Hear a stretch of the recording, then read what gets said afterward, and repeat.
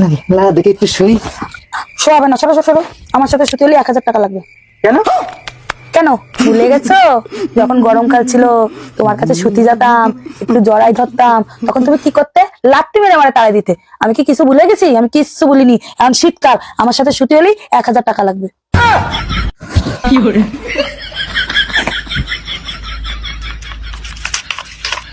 কেন?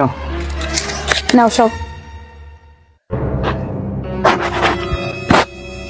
লা লা লা লা লা লা। একটু জড়াই ধরি। না, জড়াই ধরলে পরে আরো 1000 টাকা লাগবে। 2 3 4 5 6 7 10। লা লা লা। বলছি কি একটু চুমু খাই? চুমো খালি তো 5000 টাকা দিতে হবে। 5000? হ্যাঁ।